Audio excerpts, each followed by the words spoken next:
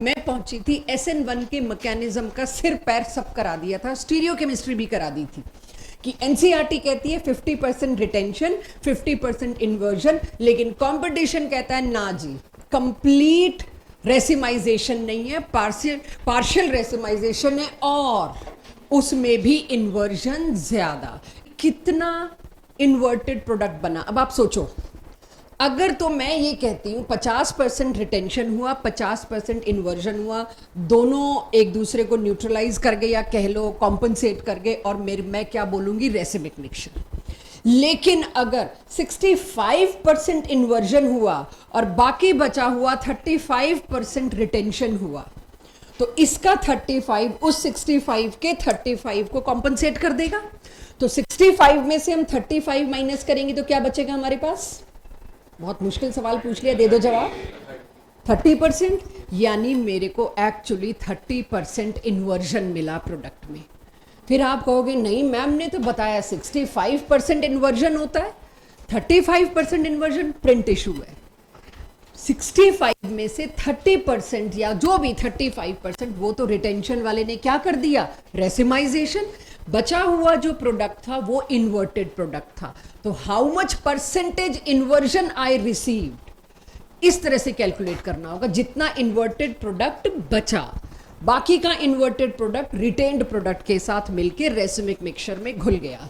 ठीक है, ऐसा एक क्वेश्चन जरूर मिलेगा डीपीपी में या टेस्ट में, मेरे चैप्टर टेस्ट में कहीं तो मिलेगा। तो आपको एक बेसिक आइडिया दे दिया, बाकी हम टकराएंगे उस क्वेश्चन से तो सॉल्व भी करेंगे। सो जो मैं लास्ट क्लास में बात कर रही थी SN1, उसका एंड मैंने आपसे डिस्कस कर लिया। कुछ यहाँ थे हम SN1 को डिसाइड करने या SN1 में इंटरेस्टिंग फैक्ट्स या SN1 की तरफ ले जाने वाले एक्चुअली 3 फैक्टर्स हैं। पहला फैक्टर, अगर मोर स्टेबल कार्बोकेटाइन बन रहा है, फिर चाहे वो प्राइमरी हो, लेकिन पहले झटके में, शिफ्ट के बाद वो मोर स्टेबल हो रहा है, वो नहीं। ये बड़ा फंसने वाली चीज होगी अब कि आप कहोगे मैम ये वाला ज्यादा स्टेबल है क्योंकि एक शिफ्ट के बाद ये टर्शरी हो रहा है। No, I am not talking about after 1 shift, I am talking about पहले झटके में क्या बन रहा है। तो पहले झटके में अगर स्टेबल कार्बोकेटाइन बन रहा है, वो दौड़ के कौन सा रूट लेगा, SN1, या फिर पोलर प्रोटिक सॉल्वेंट जैसे alcohol, water, acetic acid, polar भी है और प्रोटोन गिवर भी है, उसको कहते हैं पोलर प्रोटिक सॉल्वेंट। उसमें भी दौड़ के कौन सा रूट फेवरेबल है, SN1, वो SN2 की तरफ देखेगा भी नहीं। तीसरा, न्यूक्लियोफाइल की कॉन्सेंट्रेशन किसी वजह से कम है, या फिर न्यूक्लियोफाइल कमजोर है, तो भी दूसरे वाला मैकेनिज्म यानी SN2 ना हो के SN1 होगा, फर्स्ट ऑर्डर काइनेटिक्स होगी, यूनिमॉलिक्यूलर होगा। अब पहले, दूसरे, तीसरे पॉइंट को इलैबोरेट करना है। लास्ट क्लास में मैं स्टार्ट कर चुकी थी ये वाली बात, मतलब मैंने सिंपल बात करी थी कि भाई कार्बोकेटाइन स्टेबल है, फिर चाहे दोनों प्राइमरी है, लेकिन एक प्राइमरी मेरी लास्ट क्लास में एलाइल था, उसको ज्यादा स्टेबल बता के मैंने क्लास को खत्म किया था। मेरा टॉपिक चेंज हो गया, भाई कार्बोकेटाइन स्टेबिलिटी पता होगी तब ना मैं SN1 की ईज बता पाऊंगी। तो allylic carbocation quite stable because of resonance, उसके बाद एल्काइल, फिर विनाइल, फिर एराइल। ये तो बड़ी ब्रॉडर वे में हो गई, ये खाली इससे मेरा काम चलने का नहीं, बड़ा जनरल सा ट्रेंड दे दिया। तो पहला एग्जांपल मैं लेती हूँ बेंजाइल कार्बोकेटाइन और एराइल कार्बोकेटाइन का। I think we have taken that, but still हमें पता है ये तो वैसे ही न्यूक्लियोफिलिक सब्स्टिट्यूशन रिएक्शन नहीं कर सकता। इसमें तुम मेरे से SN1 SN2 की ईज पूछोगे तो मैं तो इसको सबसे पीछे रखने वाली हूँ। बट अभी इस तरह से मुझे डिस्ट्रैक्ट नहीं होना, मुझे सिर्फ ये एक चीज देखनी है, मुझे सिर्फ ध्यान देना है ease of SN1, that's it. वहां आप ये कहो मैम इसमें तो SN ही नहीं होगा, यस, लेकिन मेरा ध्यान अभी इस बात पे बिल्कुल नहीं जाएगा, इस पर तो न्यूक्लियोफिलिक सब्स्टिट्यूशन ही नहीं होना चाहिए था। क्या पता तुम में से कोई करा दे, हम तो उसी इंतजार में है, गलती। तो इसीलिए अब इसमें ease, what my topic is running, ease of SN1, automatically carbocation stability है। तो 11th में ये टॉपिक पढ़ाया था कार्बोकेटाइन स्टेबिलिटी पे, अब कैसे पढ़ाऊंगी, कौन सा SN1 की तरफ ज्यादा भागेगा। तो let's come back to the original topic, that is carbocation stability. Understood? Aryl benzyl एक बार और हो गया। चलिए अब मैं चलती हूं, कार्बोकेटाइन स्टेबिलिटी का ओवरऑल ऑर्डर वही SN1 के लिए होगा, बस थोड़ा सा फर्क होगा पढ़ने की अप्रोच में। अंडरस्टैंड करो, मान लो कहीं पर आपको ये दे रखा है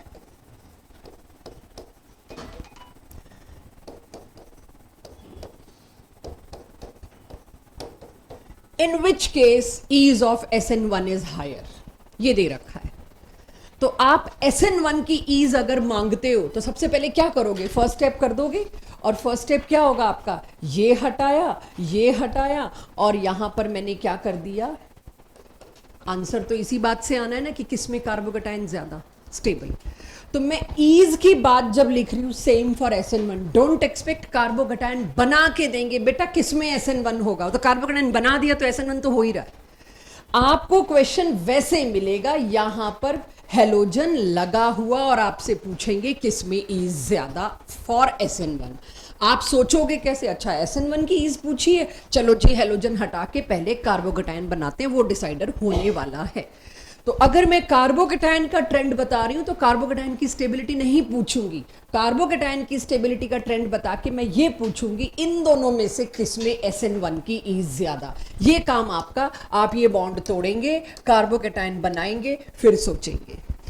जैसे ये बना, ये तो साइक्लोप्रोपाइल मिथाइल वाला ग्रुप था CPM, और इसके अंदर क्या होता था, डांसिंग रेजोनेंस।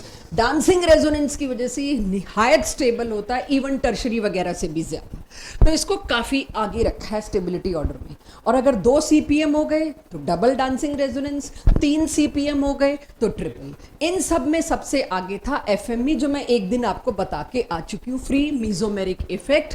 कार्बोकेटाइन वाले कार्बन के पड़ोस में एक ऐसा एटम जिसपे लोन पेयर हो, उसमें एक्सेप्शन क्या था, हेलोजन। हेलोजन अगर लगा है आपके कार्बोकेटाइनिक कार्बन के साथ, लोन पेयर होते हुए भी वो FME नहीं बनाता, क्योंकि आप जानते हैं हेलोजन का डीएक्टिवेटिंग ग्रुप, या कह लीजिए डीएक्टिवेटिंग इफेक्ट, इंडक्टिव इफेक्ट ज्यादा डोमिनेट करता है, रेजोनेंस दब जाता है उसका। तो वो सारी बात ध्यान में रखते हुए अब कार्बोकेटाइन की ओवरऑल स्टेबिलिटी ऑर्डर, ये मैंने आपको +1 में भी सेम लिखवाया था, थोड़ा पहचान कर लेते हैं। FME सबको याद है, अब आगे आने वाले 2-3 लेक्चर में यही चलेगा, तो खूब हैबिट हो जाएगी इसकी। आपको 11th का GOC दोबारा पढ़ने की जरूरत नहीं है, कार्बोकेटाइन वाला हिस्सा तो बिल्कुल जरूरत नहीं, उससे ऊपर ही जा रहे हैं। ये तीनों CPM वाले केस हो गए।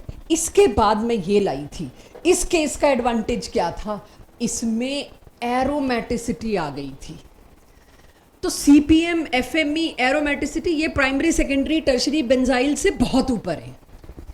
एरोमेटिसिटी आ गई थी क्योंकि देखिए सारे sp2 हाइब्रिडाइज्ड कार्बन है ऑल, और 6 इलेक्ट्रॉन्स का रिंग है, यही तो शर्तें थी 2-3।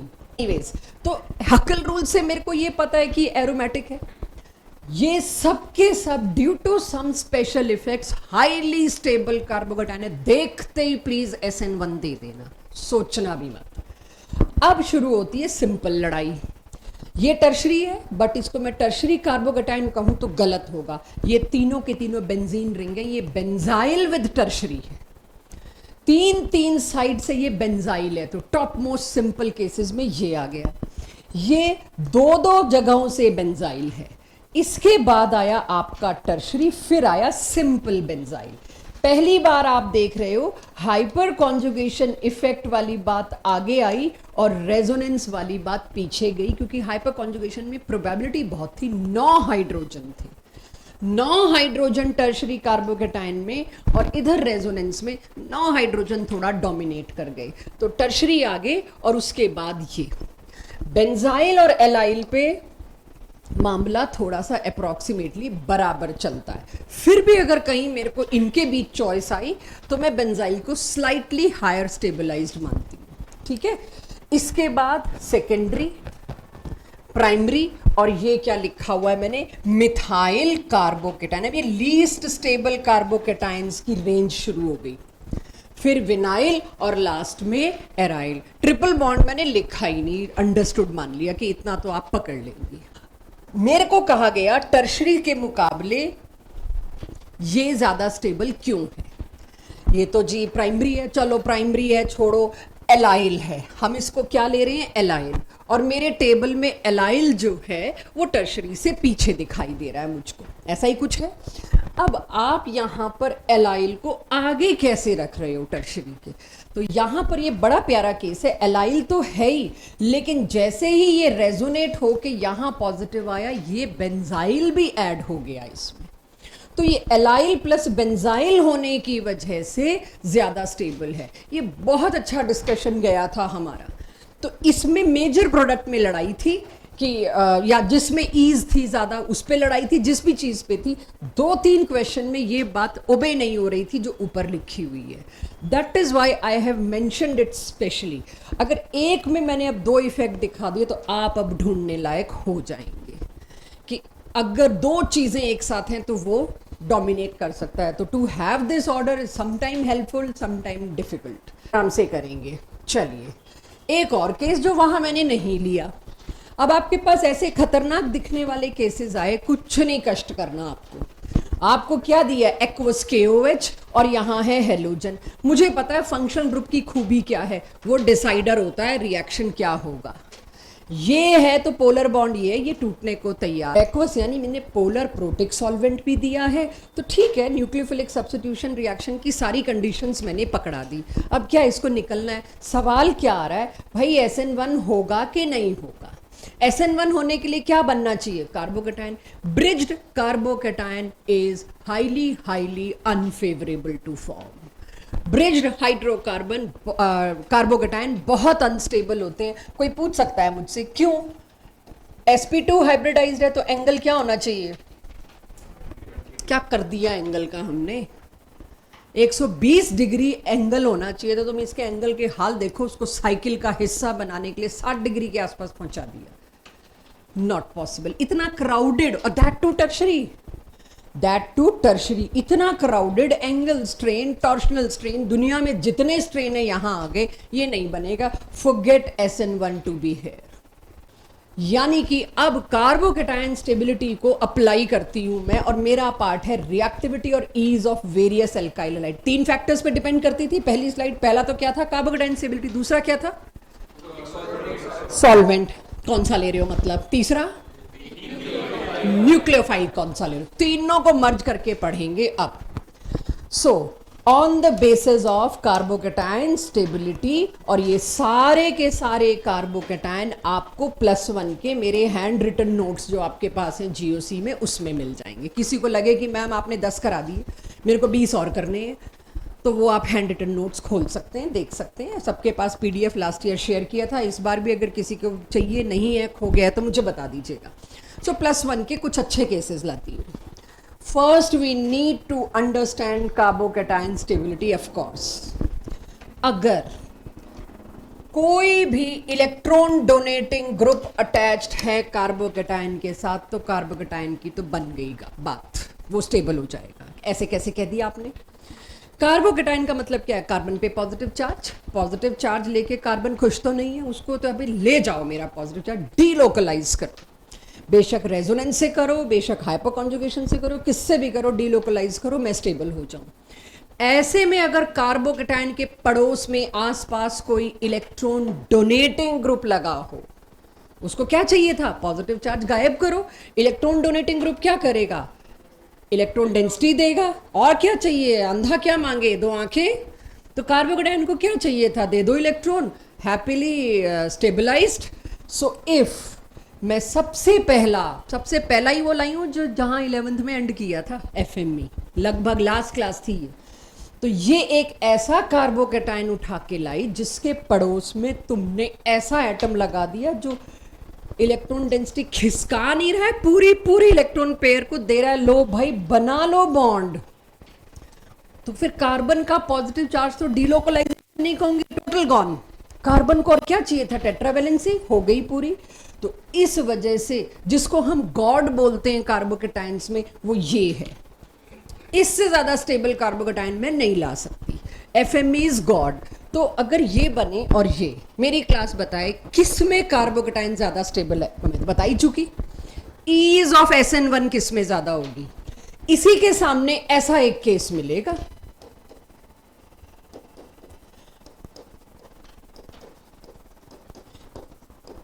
DPP4 में यही है जो आज थी है। ईज बताओ, तो दोनों ही प्राइमरी है, खड़े हो जाओगे तुम, दोनों प्राइमरी हैं, पता नहीं। जब तक तुमने अपने हाथ से कार्बोकेटायन बना के नहीं देखा, वही क्वेश्चन में यहाँ पॉजिटिव चार्ज और ये डॉट तब तक स्ट्राइक नहीं करेगा। इसकी ईज का मुकाबला नहीं। वाई? क्योंकि इसमें FME नाम का कार्बोकेटायन बन रहा है। तो क्वेश्चन ऐसे आएंगे। तो FME हुआ, चलिए भाई दोनों FME दे दिए तो फ्री मीजोमेरिक इफेक्ट वाले, दोनों ही एफएमई है। अब कौन सा कार्बोकेटाइन ज्यादा स्टेबल, जिसमें ज्यादा ईज होगी अपना लोन पेयर देने की, ऑक्सीजन का साइज छोटा, मोर इलेक्ट्रोनेगेटिव। मोर इलेक्ट्रोनेगेटिव होने की वजह से क्या है, ये अपने लोन पेयर चिपका के रखे हुए, थोड़ा कष्ट होगा इसको देने में एज कंपेयर टू नाइट्रोजन।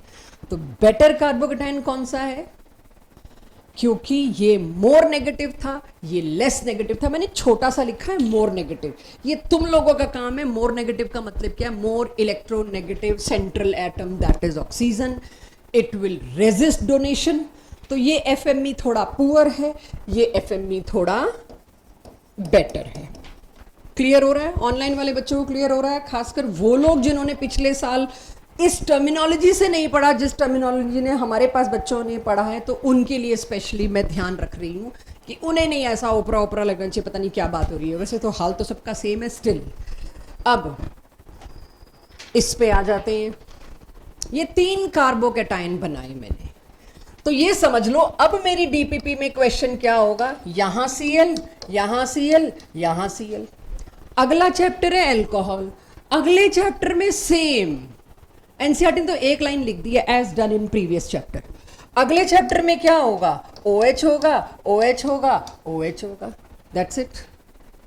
यही करना है मेरे को, तो मैं फिर कराऊंगी थोड़ी, फिर तो अंडरस्टूड है, आप कर लेंगे खुद। चलो, अब इन 3 कार्बोकेटाइंस में कौन सा ज्यादा स्टेबल, तीनों बेंजाइल हैं।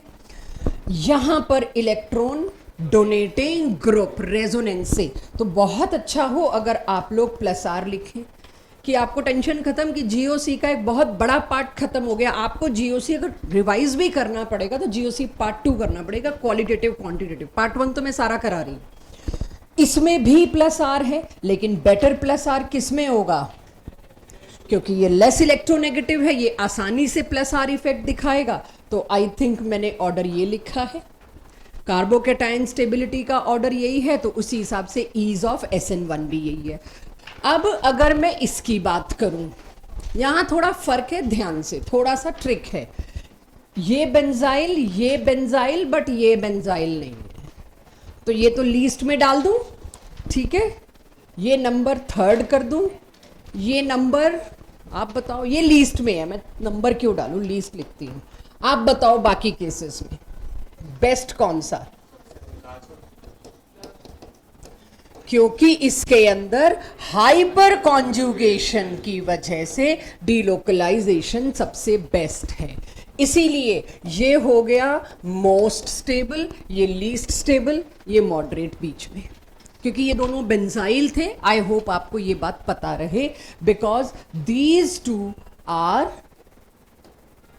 बेंजाइल। अंडरस्टूड?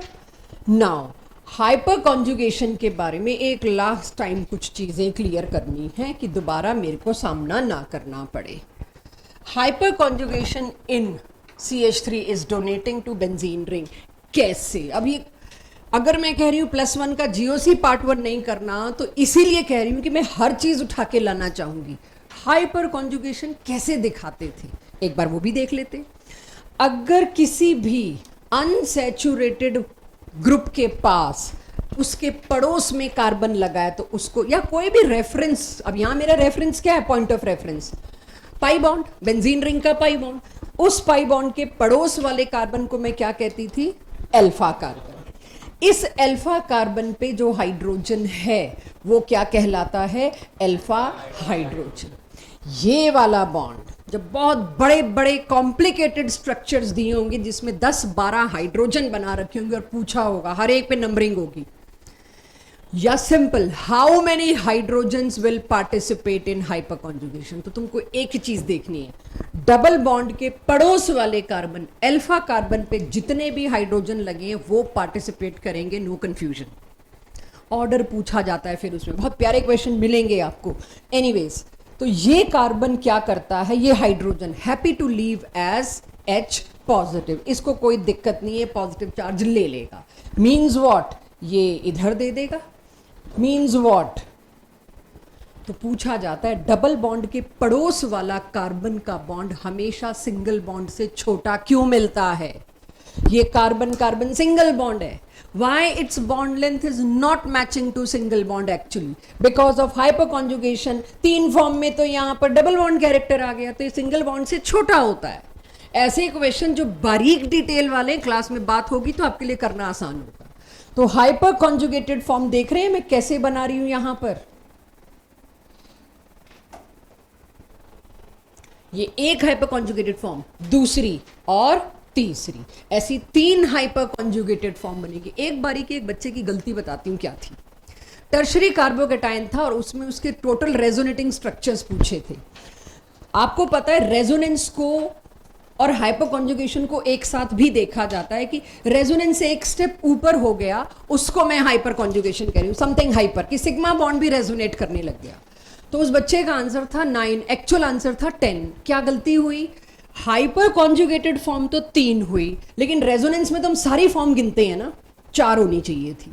उसने 9 आंसर अपनी समझ से सही दिया, अगलों ने शब्दों में खेल लिया. हमने हाइपर कॉन्जुगेटेड फॉर्म नहीं पूछी थी, हमने रेजोनेटिंग फॉर्म्स पूछी थी.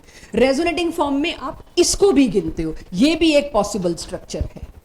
और हाइपर कॉन्जुगेटेड फॉर्म में इसको नहीं गिनते. हाइपर कॉन्जुगेशन के बाद 3 ही स्ट्रक्चर बने, लेकिन एक पहले भी था, तो टोटल आंसर उसका बना 4 बजाय 3 के. 9 के बनना चाहिए था बजाय 10. ये भी एक गलती होने को है. सो यहां आप ये देख लीजिए हाइपर कॉन्जुगेशन ऐसा दिखता है. तो कल को ये पता लगे ना सी डबल बॉन्ड सी के पड़ोस वाले बॉन्ड की बॉन्ड लेंथ के बारे में कुछ ऑर्डर लगाना है, तो पता होना चाहिए थोड़ा सा छोटा होगा सिंगल बॉन्ड से, ये सिंगल बॉन्ड जितना लंबा नहीं होगा. तो यहां मैंने हाइपर कॉन्जुगेशन भी लगे हाथ उसका एक एप्लीकेशन डिस्कस कर लिया. नाउ ये बहुत अच्छा क्वेश्चन है, I need it's answer. Most stable and least stable. अब यहां से तुम्हारा दिमाग चलना शुरू होना चाहिए. फर्स्ट इज मोस्ट स्टेबल, क्योंकि इसमें कितनी हाइपर कॉन्जुगेटेड फॉर्म्स हैं? 3. तो इसके अंदर अल्फा एच है, ऊपर से ये खुद सेकेंडरी. अच्छा तीनों ही सेकेंडरी हैं, वो तो खत्म ही हो गई बात. अच्छा इसमें how many hydrogens are involved in hyperconjugation? 6. 3 ये, इसमें भी तो CH3 है, ये 3 भी तो हाइपर कॉन्जुगेशन. तो ये नजर बाद मेरे को सारी क्लास बोल रही है मोस्ट में ये. अभी मानना मत, मैं नहीं मान रही. अच्छा ये क्यों नहीं? Why not this? इसमें हाइपर कॉन्जुगेशन फॉर्म्स में कमी आ गई. ये रहा अल्फा कार्बन, ये रहा अल्फा हाइड्रोजन, यहां सिर्फ एक अल्फा हाइड्रोजन था कम. तो वो तो जो सेम है वो मैं नहीं गिन रही, वो तो एक बार शॉर्ट हो गया, वो दोबारा नहीं आएगा. वो तो क्योंकि तीनों में सेम है. Now I am coming back to this again. तो ये आपके लिए लीस्ट था नहीं, ये सेकंड नंबर पे, फिर ये डन हो गया. अगर इलेक्ट्रॉन विड्रॉइंग ग्रुप लगाए तो वो कार्बन को और परेशान करेगा, कार्बोकेटायनिक कार्बन को और डिस्टेबलाइज करेगा. क्योंकि पहले मैं अपने पॉजिटिव चार्ज से दुखी था, एक इलेक्ट्रॉन विड्रॉइंग ग्रुप मेरे तक पार्शियल पॉजिटिव और पहुंचा रहा है. Localisation of charges never accepted, never favoured. So in case electron withdrawing group लगे हैं तो वो क्या करते हैं? डिक्रीज करते हैं स्टेबिलिटी, और साथ ही साथ SN1 की तरफ जाने वाली इच्छा को खत्म करते हैं. कि कोई सोच भी रहा हो ना मैं SN1 की साइड चला जाऊं, लेकिन उसके साथ ग्रुप कौन सा लगा है? Electron withdrawing. तो उसने यही कहना बेटा बना के तो देख कार्बोकेटायन, मैं हूं डिस्टेबलाइज करने के लिए. वो हिम्मत ही नहीं करेगा कार्बोकेटायन बनाने की, चुपचाप SN2 का रास्ता ले लेगा. तब वही मुझे देखना है. मैंने यहां पर तुमको सारे टर्शरी दिए. टर्शरी देखते ही मैं तो कहूंगी ये तो कार्बोकेटायन बहुत स्टेबल है, लेकिन मेरा सवाल क्या है? इनमें SN1 की ईज बताओ. मान गई तीनों SN1 पे जाएंगे, लेकिन कौन सबसे जल्दी SN1 पे पहुंचेगा? ये, क्योंकि सबसे ज्यादा स्टेबल ये. क्यों भाई? फ्लोरीन का इंडक्टिव. अब ये बिल्कुल उस पड़ोस वाले कार्बन पे नहीं लगा, this is not FME. FME है जब डायरेक्ट लगा हो. अब ये क्या काम कर रहा है? -I. ये खींच रहा है अपने पे पार्शियल नेगेटिव, जस्ट इस पड़ोस वाले पे पार्शियल पॉजिटिव. इधर तीसरे कार्बन के बाद इंडक्टिव इफेक्ट डिमिनिशेस, गायब हो जाता है, डिसअपियर हो जाता है. तो this is very less, this is very very less, but है तो पॉजिटिव. तुम डीलोकलाइज तो कर नहीं रहे, उल्टा लोकलाइज कर रहे हो, तो ये अनस्टेबल हो गया. किसका इंडक्टिव इफेक्ट ज्यादा होगा, फ्लोरीन का कि क्लोरीन का? फ्लोरीन का, तो ये वाला लीस्ट में आएगा। और यहां है तो क्लोरीन भी ये काम कर रहा है, तो ये वाला मोस्ट स्टेबल कार्बोकैटायन, या यहां पर अगर हेलोजन लगा हुआ होता तो ये सबसे जल्दी SN1 को पकड़ता। ठीक है, क्योंकि तो टर्शरी है, टर्शरी तो ठीक ठाक स्टेबल होता है। ये भी टर्शरी था, ये भी टर्शरी था, बट किसने काम खराब कर दिया? माइनस आई इफेक्ट में। अंडरस्टूड? अब क्या मैं स्पीड थोड़ी एलिवेट कर सकती हूँ, क्योंकि अब कुछ चीजें आपको आनी शुरू हो गई हैं। लाओ जी, पहली बात, ये plus hyper conjugation, electron density पहुंचा रहा है रिलैक्स्ड, कार्बोकैटायन हाईली स्टेबल। ये माइनस आर, ये उल्टा इलेक्ट्रॉन डेंसिटी अपनी तरफ खींच रहा है, तो इस पे पॉजिटिव और डेंस कर रहा है, तो शायद ये मेरे लिए लीस्ट पे आ जाए। लेट्स सी, यहां पर भी नाइट्रो है, पर मैं जानती हूं मेटा पोजीशन पर रेजोनेंस इफेक्ट लगता ही नहीं है, इंडक्टिव जरूर लगता है।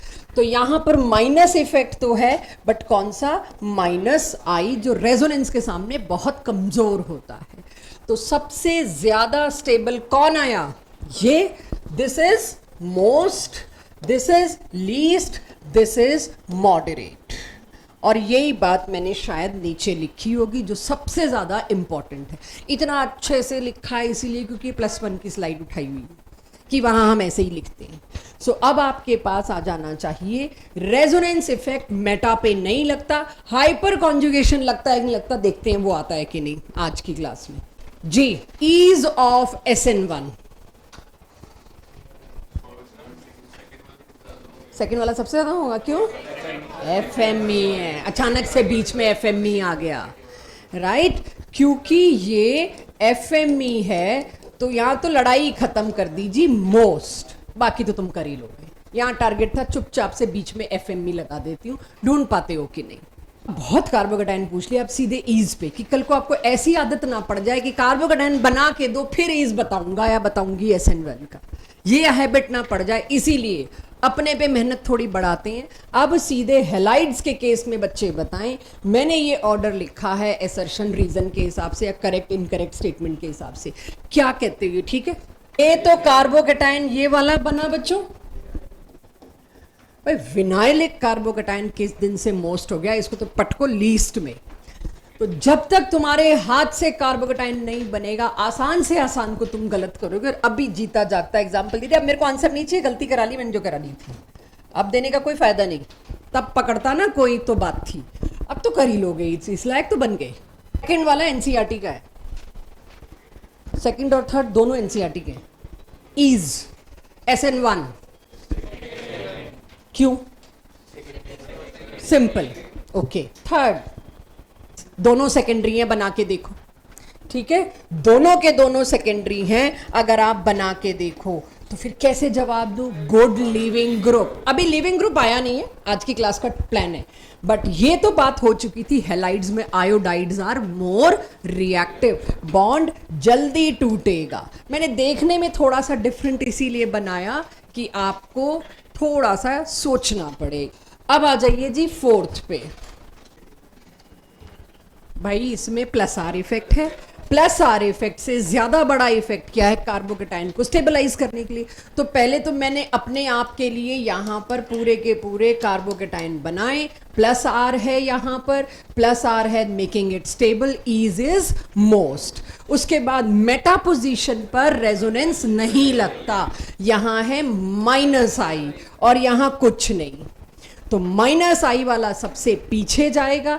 ये हो गया मेरे लिए least stabilising for carbocation, therefore least ease for SN1।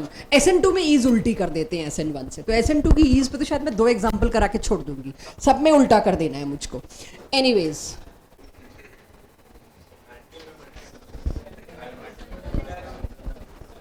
लिखा हुआ है यहां, दिख रही है हिंट।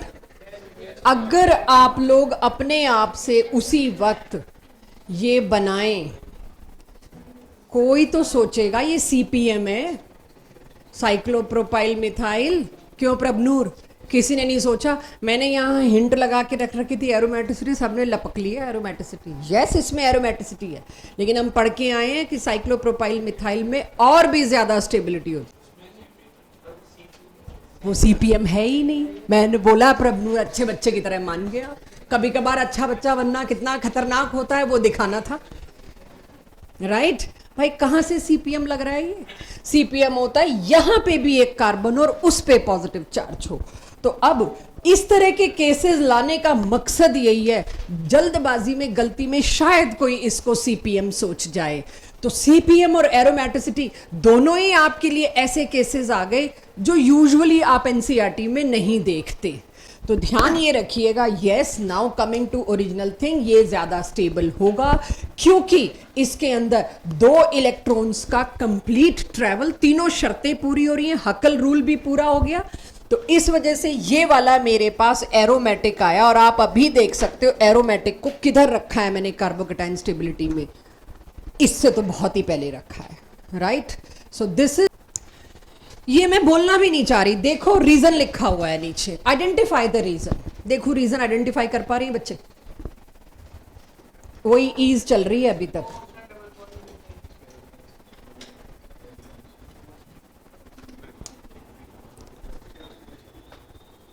भाई मेरे को तो लग रहा है ये ज्यादा स्टेबल होना चाहिए था।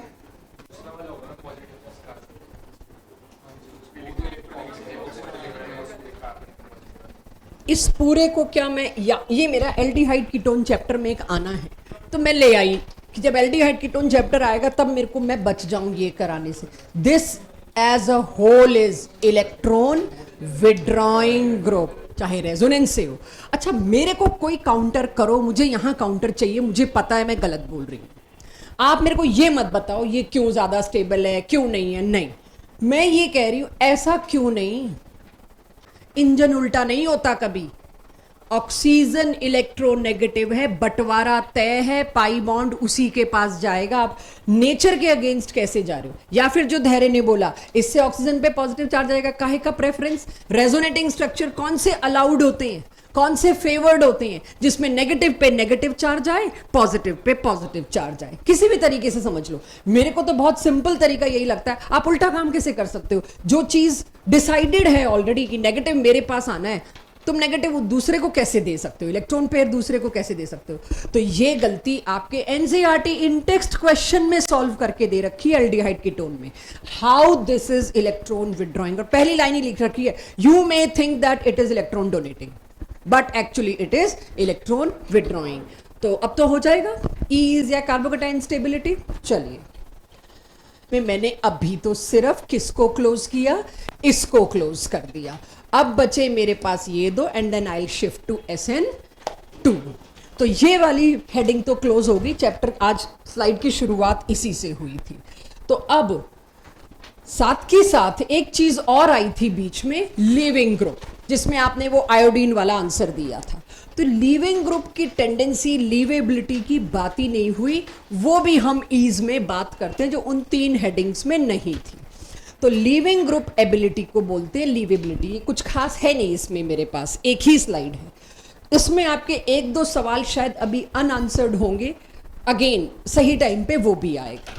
माय क्वेश्चन इज, मैं कैसे ढूंढूं कौन सा बेटर लिविंग ग्रुप है?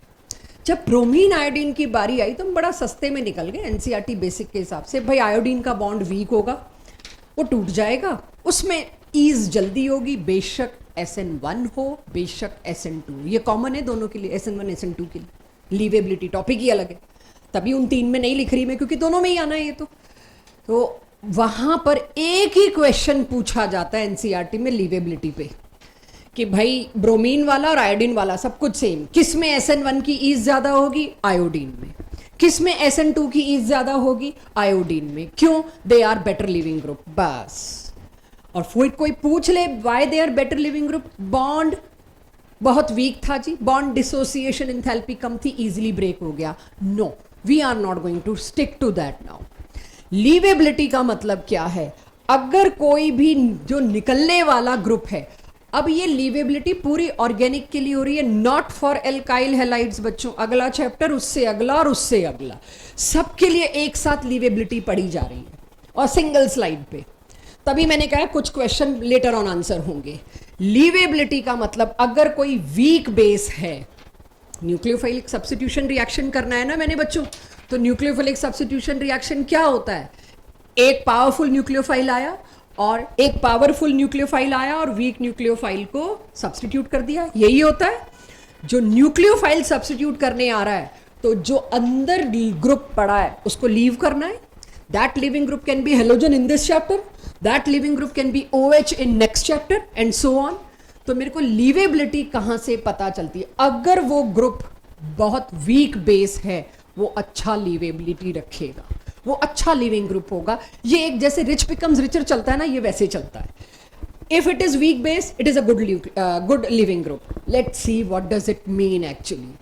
तो फॉर सेक ऑफ मेमोरी मैंने लीवेबिलिटी का पूरा ऑर्डर दिया और मेरी बुकलेट में इसके बहुत अच्छे क्वेश्चंस आपको मिलेंगे। लीवेबिलिटी अलग टॉपिक है। तो अब ये दो आपको ऊपर जो लिखे हैं वो इनके नाम से आप थोड़ा अटपटा लगेगा आपको, बट वैसे ये ग्रुप देखिए, CF3 लगा है बेंजीन रिंग के पैरा पे और एक जगह पर वही सल्फोनिक एसिड ग्रुप लगा है SO3। जहां SO3 नेगेटिव है मतलब वहां पे पक्का HSO3 है, सल्फ्यूरिक एसिड वाला जो HSO3। तो ये इसको ट्राइफ्लेट कहते हैं कॉमनली। अगर कहीं ट्राइफ्लेट लगा हुआ है वो बेस्ट लिविंग ग्रुप है। उसके बाद टोसाइलेट आता है, टोसाइलेट कहते हैं पैरा पर CF3 की जगह कौन लग जाए, CH3। तो बेस्ट लिविंग ग्रुप्स ये हैं ट्राइफ्लेट और टोसाइलेट। इसके क्वेश्चंस मिलेंगे आपको, आदत पड़ेगी। उसके बाद देखिए जरा, मैंने तो लाइन से दे दी, कैसे समझूं मैं इसको, ये आपके पास नोट होनी चाहिए, कहीं बुक्स में मिलती नहीं है ये। तो ये मैंने लिविंग ग्रुप का ट्रेंड दे दिया। AC मतलब एसिटिक एसिड का एसिटेट, राइट, CH3CO जो बोलते हैं ना, ये वो है। माई पॉइंट इज ये जो ऊपर लाइन लिखी थी और ये जो यहाँ सजा के दिया, इनके बीच कोई relation, so that I can identify bye my self कि कौन सा अच्छा लिविंग ग्रुप है। मैंने एक लाइन बोली वीक बेस। अगर आप बच्चे मेरे को बताएं इसका acidic strength trend, HI strong acid, then HBr, then HCl, then HF। अब यहां पर मेरे को पता है HI is a strong acid, इसका कॉन्जुगेट बेस क्या होगा, वीक। वीक बेस माने बेटर लिविंग ग्रुप। जो एसिड स्ट्रॉन्ग है उसका कॉन्जुगेट बेस वीक होगा। कॉन्जुगेट बेस अगर वीक है तो वो अच्छा लिविंग ग्रुप होगा। बहुत जगह आप ये लगा पाओगे, राइट। तो इसको ध्यान रखिएगा, दोनों के लिए इसमें इफेक्ट सिमिलर आएगा। SN1 SN2 दोनों की ईज में लीवेबिलिटी सेम रहेगी। तो I hope this is noted.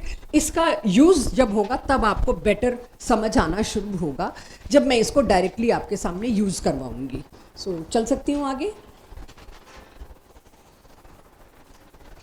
वही बात जो मैंने एक्सप्लेन की वो दोबारा यहाँ लिख दी, सेम, ये स्लाइड सेम है, बट मुझे ये लगा अगर वहाँ किसी को समझ नहीं आया होगा तो मैंने यहाँ थोड़ा सा इसको गैप डाल के, बाकी सारा ट्रेंड सेम, नीचे जो लिखा सेम। एक और चीज़ जो रहती थी nucleophilicity, then I come to the practice. जो भी अभी करा SN2 करके प्रैक्टिस क्वेश्चंस कुछ लाई हूँ आज, बहुत अच्छे। न्यूक्लियोफिलिसिटी क्या है, अब आपने देखा ईज चल रही थी जी SN1 और SN2 की, SN2 तो नहीं SN1 की, और आपको पता है SN1 में न्यूक्लियोफाइल का कोई खास रोल नहीं होता, एम आई राइट। न्यूक्लियोफाइल का कोई खास रोल नहीं, क्योंकि वो SN1 है, 1 माने unimolecular order is 1, only depending upon alkyl halide. Nucleophilicity भी SN1 SN2 की कॉमन है। अब क्योंकि मेरा अगली स्लाइड पे SN2 आ रहा है, SN2 स्टार्ट करने से पहले मेरे को लीवेबिलिटी भी आनी चाहिए और SN2 स्टार्ट करने से पहले मेरे को न्यूक्लियोफिलिसिटी भी आनी चाहिए। SN1 में तो इसकी जरूरत ही नहीं पड़ी, बिकॉज डिसाइडर कार्बोकेटायन था, उसके बाद आ रहा था, न्यूक्लियोफाइल आता रहे। लेकिन SN2 में SN2 माने दोनों पे डिपेंड करेगा। दोनों पे डिपेंड करने का मतलब क्या है भाई, मेरे को एल्काइल हैलाइड भी देखना पड़ेगा और न्यूक्लियोफाइल भी। तो ये SN2 में जाने की तैयारी हो रही है। तो अब अगर न्यूक्लियोफिलिसिटी में को देखनी है तो 4 पॉइंट्स देखे जाते हैं इन नटशेल। पहले तो समझो न्यूक्लियोफाइल क्या है। जो अपना नेगेटिव चार्ज या लोन पेयर राजी खुशी दे दे, अपनी इच्छा से दे दे, वो है अच्छा न्यूक्लियोफाइल। और जो अपने पास चिपका के रखे वो अच्छा न्यूक्लियोफाइल नहीं है। एक स्ट्रॉन्ग न्यूक्लियोफाइल ही वीक न्यूक्लियोफाइल को सब्स्टिट्यूट कर सकता है। वीक न्यूक्लियोफाइल स्ट्रॉन्ग न्यूक्लियोफाइल को सब्स्टिट्यूट नहीं करेगा, बहुत तामझाम लाना पड़ेगा। तो लेट्स सी पहला रूल, वही कॉन्जुगेट बेसिस। अब किस तरह से मैंने बताया, ये थोड़ी डिफिकल्ट लाइन लिखी है बट असर्शन रीजन में यही मिलती है। Conjugate bases are stronger nucleophile than their parent acid. So यहां पर conjugate bases are stronger nucleophile than their parent acid. अब ये पेरेंट और देयर हटा देंगे असर्शन रीजन में। अब आप ये देखिए, ये एसिड था, हम कहेंगे इस पे भी लोन पेयर था, अटैक तो ये कर सकता है। और इसको सिंपल लैंग्वेज में, ये मुश्किल लैंग्वेज में को इसलिए लानी पड़ती है क्योंकि क्वेश्चन में, वरना मेरे जैसा तो सीधे गए negative charges more nucleophile as compare to lone pair and perfectly fine. But exact statement आ गई तो आप ये ना कहो हमें ऐसे कराया नहीं इसलिए लिखवा रही हूँ, वरना मेरा तो काम इसी से चल जाता है कि नेगेटिव चार्ज है वो हमेशा पावरफुल होगा इससे। You can have a look. अब इस पे मत अड़ जाना कि ये बेस है, आपको पता है सामने वाला डिसाइड करता है कि कोई चीज बेस बनेगी कि एसिड बनेगी, दोनों बन सकता है। दूसरा at a very logical area जहां मैं पिछले 3 साल से अटक रही हूँ, 3 साल से गलती कर रही हूँ और इस साल सोच के आई थी गलती नहीं करूंगी। आज मैंने वो अपनी गलती आज मैंने सुधारी है। मुझसे ये गलती होती थी, तो अगर मुझसे हो रही है तो चांस है आपसे हो सकती है कि फ्लो में ले बैठते हैं। इलेक्ट्रोनेगेटिविटी ऑफ सेंट्रल एटम, जो सेंट्रल एटम है उसकी या जिसपे लोन पेयर है उसकी इलेक्ट्रोनेगेटिविटी डिसाइड करती है कि कौन सा न्यूक्लियोफाइल स्ट्रांग होगा। Is it visible? Why? Nitrogen उतना इलेक्ट्रोनेगेटिव नहीं है तो लोन पेयर दे दिया। लोग कंफ्यूज होते हैं, इस पे तो 3 लोन पेयर है, इसको बेटर न्यूक्लियोफाइल होना चाहिए। हमें 3 चाहिए ही नहीं, हमें एक ही चाहिए और वो एक कितना अवेलेबल है मुझे वो देखना है। तो इलेक्ट्रोनेगेटिविटी के इनवर्सली प्रोपोर्शनल करके चल पड़ी मैं। और ज्यादातर ये कहाँ फॉलो होता है? Across the period. यहां पे CH4 भी दे देते आपको, बट CH4 में कोई लोन पेयर नहीं है, लेकिन ये तो दे सकते थे।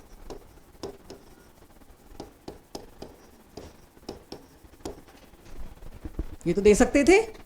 तो इस तरह के किसी भी क्वेश्चन के लिए अब आप मेंटली प्रिपेयर रहिए। बट एक स्पेशल कंसिडरेशन जो मेरे से 2-3 साल से गलत हो रहा था वो मैं यहां लिख रही हूं। H2S और PH3 दोनों पे लोन पेयर है। एक तरफ तो मैं कह रही हूं इलेक्ट्रोनेगेटिविटी जिसकी कम है वो बेटर न्यूक्लियोफाइल है। यहां फास्फोरस की इलेक्ट्रोनेगेटिविटी कम है, फिर भी मैंने उसको पुअर न्यूक्लियोफाइल बता रखा है। क्यों? तो उसका रीजन जो है, जब गलती हो जाती है फिर याद आता है कि ये छूट गया। सल्फर पे जो लोन पेयर्स हैं वो कौन से ऑर्बिटल में? 3p में, 3s और 3p एक। और फास्फोरस में जो एक ही लोन पेयर है वो है 3s में। 3p की ज्योमेट्री डिफ्यूज और साइज बड़ा होने की वजह से चाहे ये ज्यादा इलेक्ट्रोनेगेटिव था, ये बांध नहीं पाया। और अगर ये बांध नहीं पाया तो ये बेटर न्यूक्लियोफाइल हो गया। थर्ड पीरियड वाले की बात कर रही हूं। 3p इज हाईली डिफ्यूज्ड, काफी दूर है। सॉल्वेंट, रोल ऑफ सॉल्वेंट भी लिखा मिला था आपको, राइट? ईज में रोल ऑफ सॉल्वेंट क्या है? अगर तुम पोलर प्रोटिक सॉल्वेंट लाए, पोलर और प्रोटिक का मतलब अच्छे से पता लग गया, अब तो कई बार बात हो गई, तो उसमें तो ये ऑर्डर होगा न्यूक्लियोफिलिसिटी का। चेक जो मैंने अभी तक लिखवाया, जो भी समझाया उसके हिसाब से देखना जरा। पोलर प्रोटिक सॉल्वेंट में न्यूक्लियोफिलिसिटी, लीवेबिलिटी से कंफ्यूज मत होना, this is not leavability, I am talking about attack करने वाला न्यूक्लियोफिलिसिटी। इसकी न्यूक्लियोफिलिसिटी सबसे ज्यादा, इसकी सबसे कम, क्योंकि अब सॉल्वेंट आ रहा है सीन में। ठीक है, आपने गलत नहीं बोला, लेकिन ये नजरिया नहीं सोचोगे थोड़ी दिक्कत आएगी किसी भी क्वेश्चन में। Listen again, polar protic solvent ऐसा क्या कर गया जो मेरे को इसके ऊपर स्पेशली ये मेंशन करना पड़ा? नीचे बच्चों ए प्रोटिक भी तो आ रहा है ना, मैं वहां फंसूंगी ना, वहां उल्टा होने वाला है, तो फिर आप कहोगे तो गलत है। तो अब समझो सॉल्वेंट क्या काम करता है। प्रोटिक सॉल्वेंट का मतलब क्या है? खुला है पड़ा ये बहुत। H प्लस F नेगेटिव के साथ हाइड्रोजन बॉन्ड के तरीके से जुड़ना शुरू होता है और उसके साथ बॉन्ड बना लेता है HF, इसके साथ, इसके साथ, इसके साथ। हाइड्रोजन बॉन्डिंग जैसी स्ट्रेंथ इसमें है, थोड़ी इसमें कम, इसमें कम, इसमें कम। यानी कि अगर तुमने पोलर प्रोटिक सॉल्वेंट दिया, ये तो H प्लस के साथ ही जुड़ जाएगा, क्योंकि पोलर प्रोटिक सॉल्वेंट का मतलब क्या है, प्रोटिक, बहुत प्रोटॉन्स है, तो वहां पर fluoride will bond with proton, whereas iodide will not bond with proton, इतना अट्रैक्शन नहीं है उधर। लेकिन जैसे ही तुम उठा के लाए पोलर एप्रोटिक सॉल्वेंट, एप्रोटिक मतलब प्रोटॉन्स है ही नहीं, प्रोटॉन्स नहीं है तो फ्लोराइड को कौन घेरेगा, फ्लोराइड को कौन बॉन्ड बनाएगा? अब फ्लोराइड को रोकने वाला कोई नहीं।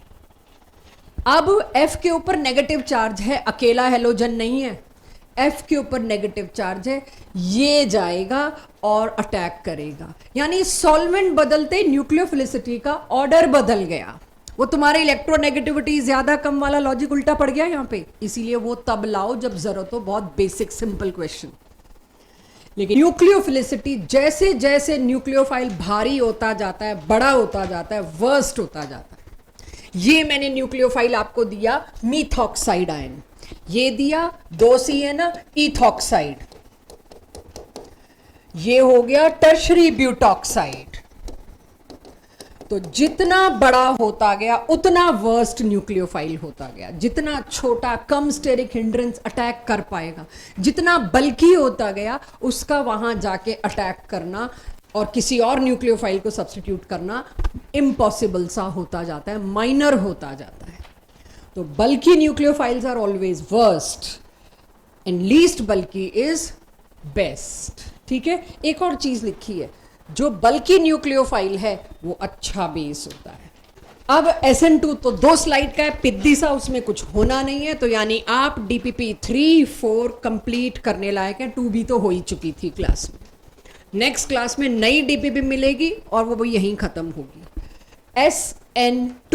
SN2 का मतलब क्या है, check, bimolecular nucleophilic substitution reaction. Bimolecular का मतलब क्या होगा, अब मेरे को दोनों रिएक्टेंट रेट लॉ में मिले, ऑर्डर इज 2, मॉलिक्यूलैरिटी इज 2, दोनों पर डिपेंड करेगा। न्यूक्लियोफाइल बढ़ाया रेट बढ़ेगा, घटाया रेट घटेगा। न्यूक्लियोफाइल अच्छा लाई रेट शायद बढ़ जाए, ईज बढ़ जाए। पिछले वाले में क्या था, न्यूक्लियोफाइल हैज नो सिग्निफिकेंस, तुम बढ़ाओ घटाओ, स्ट्रॉन्ग लाओ वीक लाओ, कार्बोकेटाइन तो पड़ा है टूट के, उसको जुड़ना ही पड़ेगा, न्यूक्लियोफाइल को कार्बोकेटाइन ही खींच लेगा। तो वीक न्यूक्लियोफाइल आए, स्ट्रॉन्ग आए, SN1 की सेहत पे कोई असर नहीं पड़ रहा था। यहां मेरे को ईज में थोड़ा काम करना पड़ेगा, क्योंकि ईज डिसाइड करने के लिए 2 लोग हो गए, halide as well as nucleophile. इसको पहले एज इट इज नोट करिए। अगर मैं कोई अल्काइल हेलाइड लूं, मैंने यहां एक रीजन से सेकेंडरी लिया है, मैं प्राइमरी ले सकती थी, प्राइमरी बेस्ट एग्जाम्पल होता, बट मैंने इसलिए लिया, मैं फिर डैश और वेज कैसे लाती, कायरल कैसे लाती। कायरल लाने के लिए मेरे को 2 हाइड्रोजन तो मैं नहीं बना सकती थी, 2 हाइड्रोजन हो जाते तो वो कायरलिटी नहीं थी, इसलिए मैंने प्राइमरी अल्काइल हाइलाइड नहीं चूज किया, मैंने सेकेंडरी चूज किया क्योंकि मेरे को स्टीरियो साथ पढ़ाना था। सो ये मेरे पास एक अल्काइल हैलाइड, एक पावरफुल न्यूक्लियोफाइल आया, एक वीक न्यूक्लियोफाइल को सब्स्टिट्यूट करने के लिए। बट यहां पर अगर कार्बोकेटाइन नहीं बन पाता तो दूसरा रूट क्या था, SN2, जिसमें क्या होता है, पुराना बॉन्ड टूटना शुरू करता है और नया बॉन्ड बनना शुरू होता है। जब हम केमिकल काइनेटिक्स में ओरिएंटेशन फैक्टर पढ़ रहे थे, आखिरी थ्योरी में कोलिजन थ्योरी जब हम बात कर रहे थे, वहां आया था कि आर्रीनियस एक कॉन्सेप्ट मिस कर गया था। आर्रीनियस ने कहा था इतने में से सिर्फ इतनी % कोलिजन्स आर हैपनिंग और गुड, तभी रिएक्शन का रेट स्लो हुआ। लेकिन मैंने आपको तब कहा था, जब देखा गया उसका भी डाटा एक्चुअल डाटा से मैच नहीं हुआ। अकॉर्डिंग टू आर्रीनियस जो रेट होना चाहिए था, रिएक्शन के रेट और स्लो मिले। तब हमने क्या बोला था, एक फैक्टर उन्होंने मिस किया, ओरिएंटेशन। और तब भी मैंने कहा था एल्काइल लाइट चैप्टर में आपको ओरिएंटेशन पहली बार देखने को मिलेगा कि आधे OH तो इधर से अटैक कर रहे थे, तो जो कोलिजन्स उन्होंने इफेक्टिव गिने उसका भी हाफ कर दो, इधर से अटैक करेंगे, nucleophile will repel nucleophile. Orientation improper हो गई, और इम्प्रॉपर ओरिएंटेशन में मैंने सेम ये एग्जांपल दिया था कि OH negative will be repelled by Cl negative, collision unsuccessful. अगर OH बिल्कुल बैक साइड से अटैक फ्रॉम ऑपोजिट साइड, किसकी ऑपोजिट, जहां न्यूक्लियोफाइल लगा, भाई टॉपिक की न्यूक्लियोफिलिक सब्स्टिट्यूशन रिएक्शन, तो सबको पता है ये किसके ऑपोजिट की बात हो रही है। तो ऑपोजिट साइड से जब अटैक करेगा OH नेगेटिव, तब ये प्रॉपर ओरिएंटेशन हुई, इधर से वो जुड़ना शुरू हुआ, इधर से वो टूटना शुरू हुआ, और एक pentavalent highly unstable highly reactive activated complex बना. Don't call it intermediate. Activated complex बना और Cl पूरी तरह निकल गया, OH पूरी तरह जुड़ गया. इसको कहते हैं कंप्लीट इन्वर्जन. और ये आपके पुरानी एनसीईआरटी में स्पेशली लिखा है, this inversion is categorically named after a scientist, और इसको कहा जाता है वॉल्डेन इन्वर्जन. पूरा इन्वर्जन जो यहां हुआ इसको कहते हैं वॉल्डेन इन्वर्जन. SN1 में पार्शियल इन्वर्जन, SN1 में मोर इन्वर्जन हुआ था, लेकिन यहां पर 100% इन्वर्जन. तो मेरे को इसकी स्टीरियो केमिस्ट्री में दिक्कत ही नहीं आनी. सबसे आसान अगर स्टीरियो केमिस्ट्री है इसकी, कुछ सोचना ही नहीं, ऊपर जाएगा कि नीचे जाएगा, उल्टी जगह लगा दो बस. तो अब उसी के क्वेश्चन में आपके पास ला रही हूं. आज की जो डीपीपी है वो stereo chemistry of SN1 SN2 पे है, जिसका SN1 की तो मैं सारी करा चुकी. SN2 की बची खुची आज जो एक सिंगल पेज दिया है वो यही दिया है कि आपको दोनों की मिला के कैसे पूछेंगे. So have a look. तो ये बात तो सबको पता चल गई, 2 पॉइंट तो हो गई. कोई कार्बोकेटाइन नहीं तो कोई शिफ्ट्स नहीं, एक्सपेंशन नहीं, कॉन्ट्रैक्शन नहीं, कुछ नहीं, मेजर माइनर वाला लंबा चौड़ा चक्कर. स्टेरिक फैक्टर्स इसमें डोमिनेट करेंगे. अगर कहीं क्राउडिंग है तो प्राइमरी भी ये जाना पसंद नहीं करेगा. अभी तो मैंने क्या देखा भाई, प्राइमरी अल्काइलाइड लपक के ईज देखिए, जस्ट SN1 से उल्टी है. SN2 की ईज अगर मैं देख रही हूं, प्राइमरी अल्काइलाइड टॉप मोस्ट ईज पे है, SN1 जस्ट इसका उल्टा हो जाएगा. एनसीईआरटी में एक ही डायग्राम में ऐसे बना रखा है, एक इधर और एक इधर. हाँ या ना, इतना समझ आ गया. लेकिन तुम प्राइमरी अल्काइल हैलाइड के आजू बाजू में भी स्टेरिक हिंड्रेंस उठा के ले आए ना, तो प्राइमरी भी SN2 से जाने को मना कर देगा. हिंड्रेंस ले आयो, आई am not interested in SN1, sorry I am not interested in SN2. आपसे SN2 में एक ही गलती करानी है, आखिरी स्लाइड तक पहुंचते हुए आप लोग प्राइमरी अल्काइल हैलाइड देखते ही जंप करोगे इसमें तो SN2 होना चाहिए. बट वो इतना हिंडर्ड होगा, आजू बाजू इतने बड़े ग्रुप लगे होंगे, वो SN2 नहीं जाएगा. वो कहेगा मैं प्राइमरी कार्बोकेटाइन बना लेता हूँ, शायद इधर उधर से शिफ्ट हो हवा के, मेरा कुछ हो जाए. हिंडर्ड में तो नहीं, because this state is highly unstable. तो लास्ट क्लास में भी किसी ने पूछा था सेकेंडरी में क्या होगा. बड़ी टेढ़ी खीर है सेकेंडरी में क्या होगा, कि सेकेंडरी तो दोनों में ही बीच में आ गया. आखिरी स्लाइड इसी बात पे आज की क्लास क्लोज होनी है, सेकेंडरी में क्या होगा. तो अभी हम किसकी तरफ फोकस हैं. आई होप कार्बोकेटाइन वगैरह सब भूल गए आप, लौटा है इसके अंदर. अब मुझे आप इसी के अंदर चाहिए, कार्बोकेटाइन नहीं बनाना आपने. अब इस वाले पूरे मैं मैकेनिज्म में देखूं तो सॉल्वेंट का रोल, साकेत दूसरा, यस, कार्बन और हेलोजन के बॉन्ड को तोड़ने में भी पोलर सॉल्वेंट अपने डाइलेक्ट्रिक कांस्टेंट से या अपनी पोलैरिटी से उसको तोड़ रहा था. तो कोई तुमसे चलते चलते पूछ ले SN1 में पोलर क्यों लेना पड़ा. 2 कामों के लिए. पोलर माने partial negative partial positive ends. भाई जो कार्बोकेटाइन बन रहा है थोड़ी देर जिंदा रखना है उसको, एग्जैक्ट यही लैंग्वेज मेरी लास्ट क्लास में थी, उसको थोड़ी देर जिंदा रखना है. तो पोलर सॉल्वेंट अपने नेगेटिव एंड से आके उसको घेर के थोड़ा दर्द कम करता है उसका. और दूसरा CCl बॉन्ड CBr बॉन्ड तोड़ने की शुरुआत भी तो किसी ने करनी है. तो पोलर सॉल्वेंट जाएगा अपने नेगेटिव एंड को लेके कि लो जी तुम निकलो, मैं हूं, आई विल टेक केयर. तो पोलर सॉल्वेंट के 2 रोल थे. फिर आया था प्रोटिक. क्यों, तो प्रोटिक पे तो बात हो ही गई. चलो खैर अब करेंगे प्रोटिक ए प्रोटिक पे. तो आज काफी सारी सॉल्वेंट के इर्द गिर्द बात चली.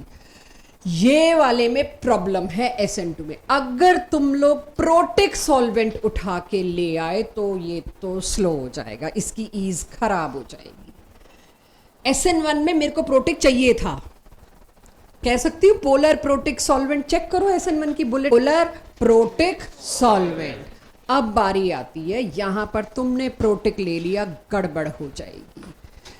प्रोटिक सॉल्वेंट में बहुत स्लो हो जाता है. क्यों, देखिए SN1 में मजे थे, कोई न्यूक्लियोफाइल नाम की चीज आई नहीं रही थी RDS में, सिर्फ कार्बोकेटाइन डिसाइड कर रहा था सारा खेल. न्यूक्लियोफाइल तो सीन में ही नहीं था. यहां न्यूक्लियोफाइल भी साथ में है. अगर तुमने यहां जो नीचे साफ सुथरा बना रखा है बाद में दिखाऊंगी, अगर तुमने एक प्रोटिक सॉल्वेंट दे दिया और मेरा रेट डिटर्मिनिंग स्टेप का तो यहाँ बात ही नहीं हो रही है, तो सिंगल स्टेप है सारा, और तुम इधर एक न्यूक्लियोफाइल प्रोड्यूस करके दे रहे हो, they will form a bond. Bond छोड़ो, ये पूरा का पूरा इसको ड्रैग तो कर लेगा अपनी तरफ, रोकेगा, स्लो कर देगा।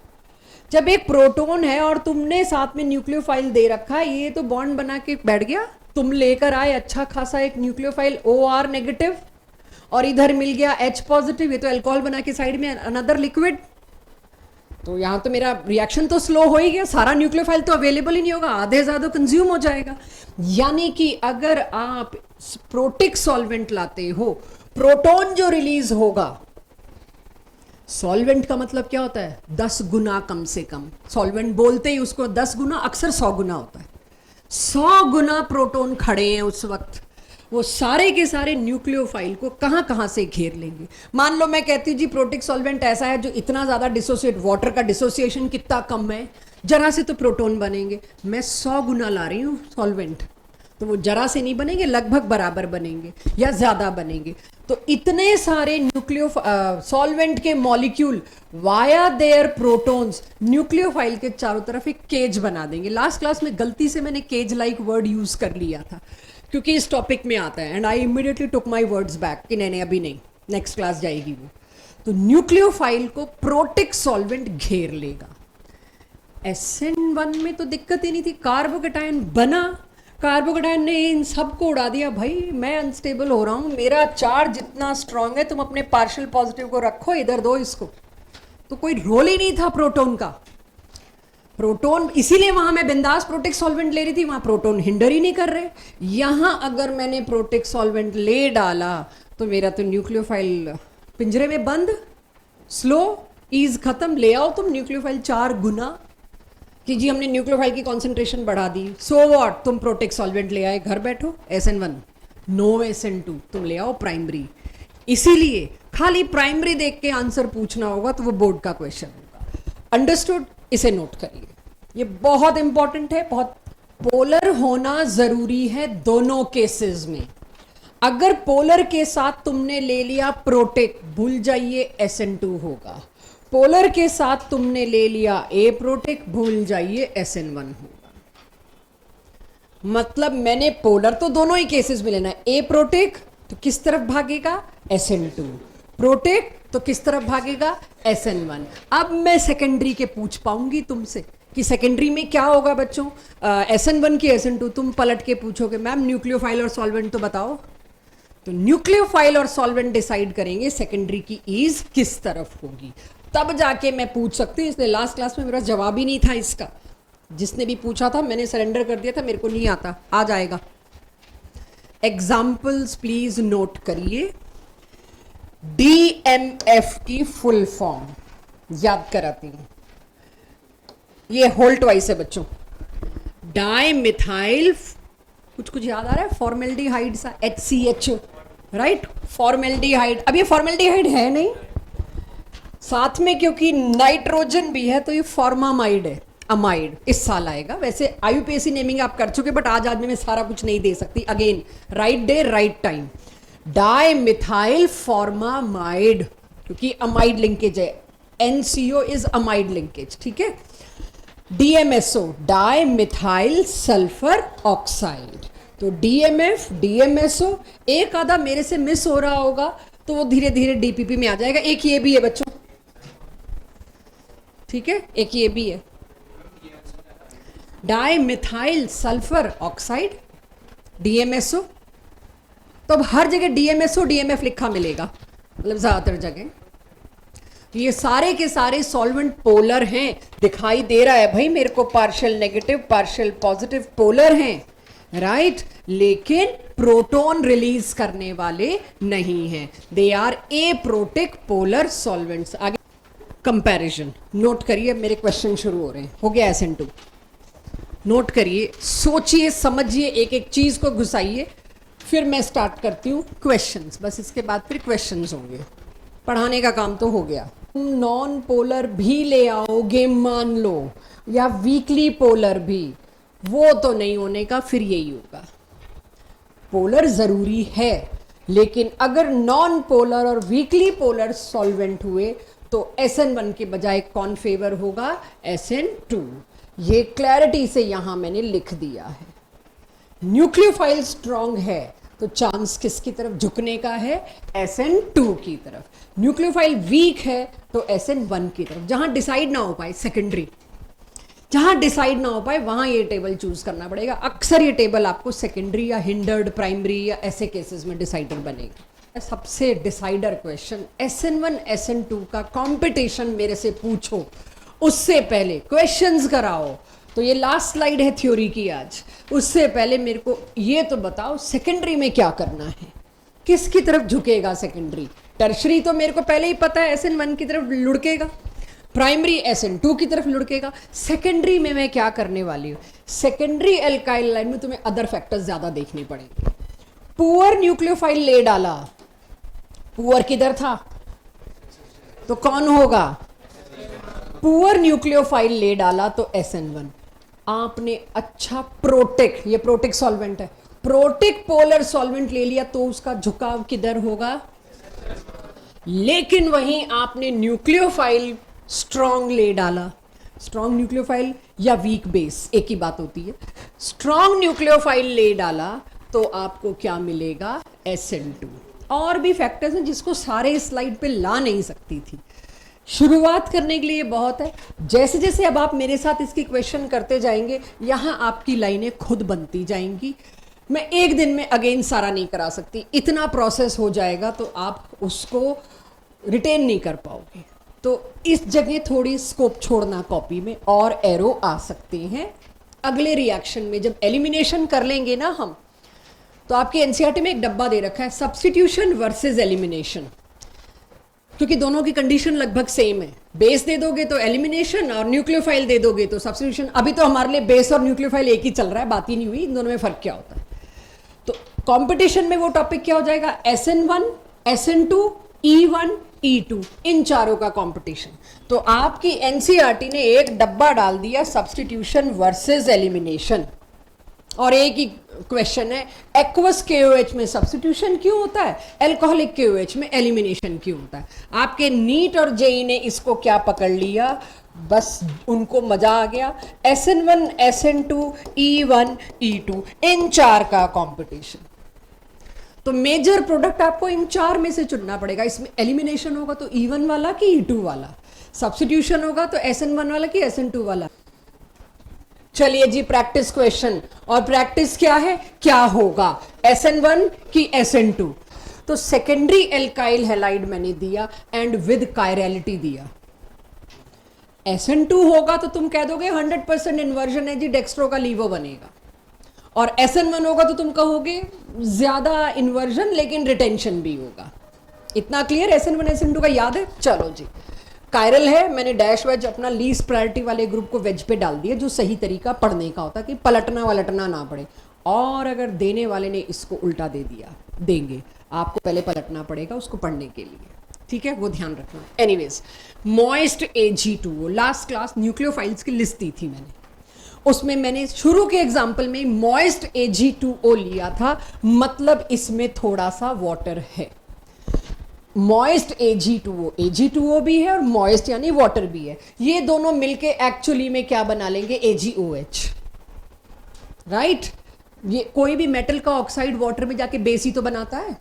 अगर आप सोडियम का ऑक्साइड लाते हो वाटर में डालते हो तो कहते हो ना एल्कली बन गया NaOH, तो यहाँ क्या बन गया, AgOH। वाटर मॉइस्ट एक ही बात है। तो उससे जो AgOH बना, क्या मेरे को पता है ये कोवेलेंट बॉन्ड बनाता है, लास्ट क्लास सिल्वर, सिल्वर का बॉन्ड कोवेलेंट है, तो ये एज आयन OH नेगेटिव को रिलीज ही नहीं कर पाया, तो ये कैसा रह गया, AgOH is weaker then OH negative. आज की क्लास न्यूक्लियोफिलिसिटी वाली, ये वीक न्यूक्लियोफाइल है, राइट। चलिए जी, ये तो पुअर न्यूक्लियोफाइल था। अब जब पुअर न्यूक्लियोफाइल है, OH नेगेटिव बहुत कम प्रोड्यूस होंगे। पुअर न्यूक्लियोफाइल कौन फेवर करता है, क्या किसको फेवर करता है, SN1, poor nucleophile, all of you पक्का, मैं कंफ्यूज हो गई। चलिए, अच्छा लिखा हुआ है तो फिर तो हमें पता ही होगा, माय बैड। सो यहाँ पर फिर तो क्या, अच्छा आप लोगों को यहाँ तो मैंने लिख रखा है, बट प्लीज ध्यान रखना SN1 के लिए कोई और चीज काम नहीं आई मेरी यहां पर। यहां एक पॉइंट काम आया, वीक न्यूक्लियोफाइल, और वो भी सीधा सीधा नहीं, उन्होंने VEWEAKNU लिखा हुआ हो, खुद ढूंढना पड़ा है कि न्यूक्लियोफाइल कौन सा, और ये भी खुद ढूंढना पड़ा है वीक न्यूक्लियोफाइल। तो ऐसे थोड़े लिख के देंगे एरो पे बच्चों वीक न्यूक्लियोफाइल दे रहे हैं इसको तो बताओ क्या बनेगा, नहीं, वीक न्यूक्लियोफाइल भी आपको ढूंढना है, तब ये क्वेश्चन ढंग का बना। यस, वीक न्यूक्लियोफाइल मतलब, और सेकेंडरी, प्राइमरी और टर्शरी हो तो बात अलग है। तो मैं किधर ले चली इसको, कार्बोकेटाइन फॉर्मेशन SN1। जैसे ही कार्बोकेटाइन बना फिर मेरे को क्या चेक करना पड़ेगा, तो जितना पढ़ा है ना इस चैप्टर में अब तक सब इसे एक क्वेश्चन में आ गया कि तुमको न्यूक्लियोफिलिसिटी भी आज ही बताइए और आज ही पता लग गई। तो इससे शिफ्ट हुआ, ये बना, और ये मुझे बताओ एनाइंशोमर, डायस्टीरियोमर, मीजो, क्या, क्यों? क्योंकि कायरल नहीं है, चेक, तभी डैश वेज से बच गई मैं। तो यहां पर तो जो भी बनेगा उसकी आप दैट इज ऑप्टिकली इनएक्टिव और ए कायरल हो जाएगा ये क्वेश्चन। नहीं नहीं, ईज जब तुम बताओगे किन्हीं दो चीजों में, तो पहले झटके में जो कार्बोकेटाइन बन रहा है आज की डीपीपी में यही होने वाला है और आज के टेस्ट में, उसके बेसिस पे ईज बताना, फिर उसके बाद शिफ्ट होके मेजर प्रोडक्ट तो उसी से बताओगे, ठीक है। और यहां तो किसने डिसाइड किया SN1 SN2, Ag2O मॉइस्ट ने, नोटेड एवरीबॉडी। ये हाँ जी, क्यों ऐसा क्यों किया मैंने, हाँ गलत है, पहले और बाद में सेम क्यों बना दिया, ठीक कर लोगे खुद से। मेरे ख्याल यहां आना चाहिए था हाइड्राइड शिफ्ट के बाद, है ना। चलो हाँ, OH वहीं लगा रखा है, डन। चलिए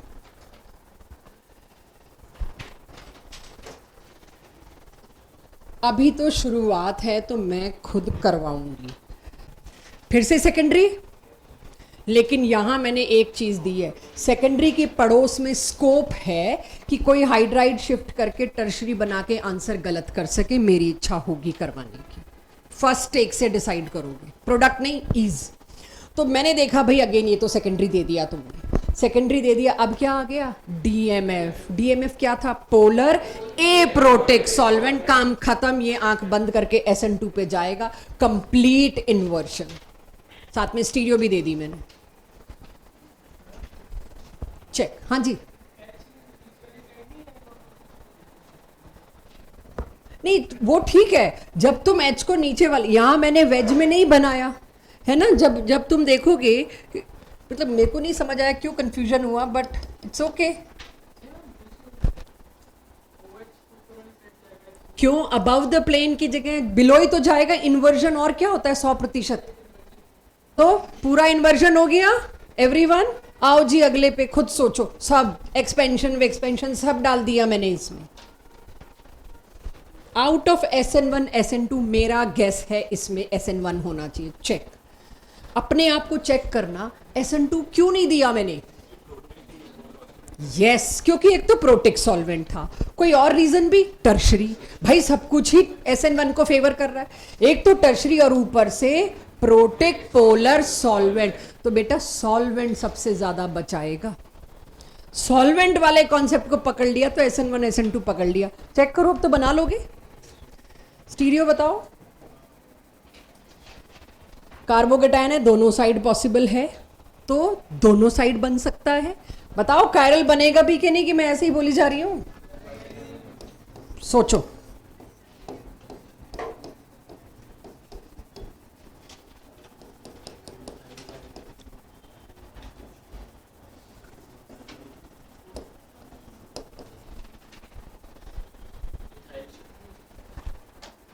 होनी तो चाहिए, बिल्कुल वो भी करेंगे। अगर मैंने इससे बना दिया, मुझे बताओ मतलब सही है क्या, क्या मतलब, एनी कमेंट, माइनर में ही सही, मैंने माइनर की स्टीरियो केमिस्ट्री पूछ ली, कायरल है ये, क्योंकि इसके साथ 4 डिफरेंट ग्रुप लगे, if it is my major, but आपको पता ही है ये क्या होगा, मिथाइल शिफ्ट।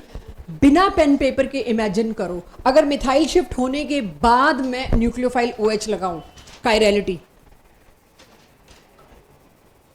कायरल होगा, चेक करती हूं मैं, मुझे नहीं लग रहा। ठीक है, जल्दी क्या है बच्चों? दिस बिल्कुल दिख रहा होएगा। यहां पर जब तुम OH लगाओगे, अगेन अबाव बिलो दोनों 50-50% तो बाद की बात है, लेकिन कार्बोकेटाइन पे तो दोनों ही लगेंगे, तो दोनों आइसोमर्स बनेंगे मेरे पास। चल सकती हूँ आगे? तो ये मेरा माइनर, ये मेरा मेजर, दोनों कायरल बने इसमें। तो स्टीरियोकेमिस्ट्री की डेप्थ पूरी लेके जानी है।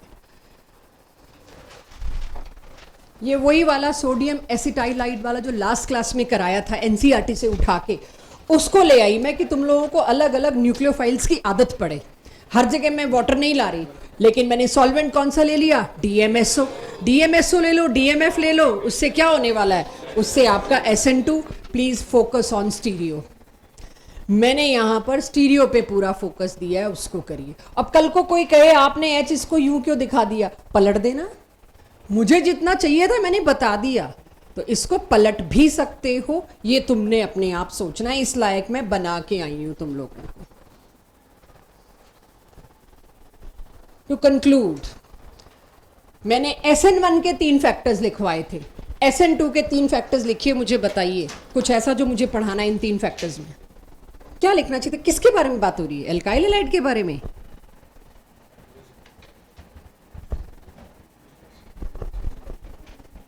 अगर कार्बोकेटाइन बना के तुम देख रहे हो तो उसके बारे में, क्योंकि प्राइमरी कार्बोकेटाइन बहुत ही कम स्टेबल है। वो SN1 में ना जाके किस में जाएगा? SN2 में। कई बार आप बच्चे ये सहारा लेते हो, लेना बनता भी है, कि तड़ाक से बनाए कार्बोकेटाइन और पूछी ईज किसकी है? SN2 की, और वहां SN1 से उल्टा आपने आंसर देने में इंटरेस्टेड हो, तो ये भी एक तरीका होता है। एट सम प्लेसेस जहां कार्बोकेटाइन बन रहा है स्टेबल, लेकिन किसी और फैक्टर की वजह से वो अनस्टेबल है, जैसे कि उस पे इलेक्ट्रॉन विड्रॉइंग ग्रुप्स लगे हों। टर्शरी कार्बोकेटाइन पे भी SN2 हो सकता है, अगर उस टर्शरी कार्बोकेटाइन पे इलेक्ट्रॉन विड्रॉइंग ग्रुप्स लगे हैं तो वो स्टेबल ही नहीं है। तो how can I miss this point कि दिख रहा है टर्शरी कार्बोकेटाइन का केस दिया है और पूछा है ये SN1 पे जाएगा कि SN2 पे, तो आपको देखना है वो कार्बोकेटाइन तो निहायत अनस्टेबल बन रहा है, तो वो SN1 पे नहीं जा सकता, वो SN2 को पकड़ेगा। More withdrawing group attached is more ease. ये क्या बात बोलती है एल्काइल हैलाइड्स के लिए? More electron withdrawing group attached to alkyl halides. So आज के लिए लास्ट कॉन्सेप्ट समझ के देखिए बच्चों इसको। ये एक मैं एल्काइल हैलाइड लाई हूं बच्चों, प्राइमरी सेकेंडरी टर्शरी तो छोड़ दो, इलेक्ट्रॉन विड्रॉइंग ग्रुप अगर लगा हुआ है, चेक। ये आज ही बताया मैंने इलेक्ट्रॉन विड्रॉइंग ग्रुप होता है। क्या बोला है? जितना ज्यादा इलेक्ट्रॉन विड्रॉइंग नेचर का ग्रुप लगा है उतनी ही SN2 की साइड ईज होगी। ऑब्वियस है, कार्बोकेटाइन बन नहीं पाने का। पिछली स्लाइड्स में भी तो यही लेके आई थी। ये वाला कार्बोकेटाइन जो बनेगा वो निहायत अनस्टेबल बनेगा, तो बनना चाहेगा ही नहीं। जब वो बनना नहीं चाहेगा तो कौन सा रूट लेगा? SN2। ये वही बात जो SN1 में पढ़ाई, उसको रिवर्स ऑर्डर में आपके सामने ला रही हूं। चेक एंड नोट प्लीज, ये आसान चीजें नहीं है। फर्स्ट सेकंड थर्ड लिखा है, मोर मोस्ट सब लिखा है इसके आगे, लेस और मोर। यहां बच्चों जो कार्बोकेटाइन बनेगा वो सबसे ज्यादा स्टेबल होगा। क्यों? FME। और ये मैं SN2 में बात कर रही हूं। क्यों SN2 में बात कर रही हूं? कि यहां पर भी एक कार्बोकेटाइन बन रहा था, बट वो SN1 ना दे के क्या दे रहा है? SN2। तो कई बार ईज आपको उल्टे से भी पकड़नी पड़ेगी, आपकी मजबूरी होगी कुछ क्वेश्चंस में। ये 3 पॉइंटर्स और देखिए, किसमें SN2 की ईज ज्यादा होगी? फोर्थ वाला, ये 2025 का ये वाला है, अभी पहले इस पे ध्यान दें। किसमें? फर्स्ट में कि सेकंड में? पिछली क्लास की शुरुआत भी इसी से थी, आज की क्लास की शुरुआत भी इसी से थी। SN1 SN2 दोनों का प्रायोरिटी ऑर्डर, दोनों की ईज दोनों सेकंड में ही होंगे। क्यों भूल जाते हो? विनाइल हैलाइड्स में तो न्यूक्लियोफिलिक सब्स्टिट्यूशन की ईज हमेशा ही कम होती है। काहे SN1 SN2? लास्ट क्लास की शुरुआत में भी यही लिखा था, एल्काइल की सबसे ज्यादा, फिर विनाइल और फिर एराइल। आज भी यही, एलाइल में सबसे ज्यादा, फिर एल्काइल, फिर विनाइल, फिर एराइल। ऐसा क्यों होता है? जब इतनी ज्यादा ईज ईज ईज पढ़ लेते हैं, SN1 का उल्टा होता है SN2 में। मेरे को सॉल्वेंट देखना है, मेरे को फला देखना है, मेरे को ये देखना है, बेस उड़ जाता है। ये है वो बेस। SN1 भी इसी में होगा, अगर होगा तो ईज। दोनों में अगर मैं SN1 कराऊं तो कौन कम कष्ट से जाएगा? ये। SN2 में भी भाई, यहां तो पार्शियल डबल बॉन्ड कैरेक्टर है, न्यूक्लियोफिलिक सब्स्टिट्यूशन की इजी नहीं है इसके पास। SN1 SN2 तो रास्ता बाद की बात है।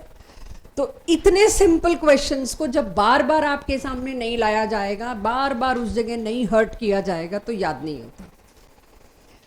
अगला, अगर तुम प्राइमरी, जो मैं बता चुकी हूं बट मैंने कहीं लिखवाया नहीं था, हिंडर्ड प्राइमरी उठा लाए, हिंडर्ड प्राइमरी में भी SN2 नहीं हो पाएगा अगर प्राइमरी कार्बन के पड़ोस में तुमने बड़े बल्कि टर्शरी ग्रुप लगा दिए तो।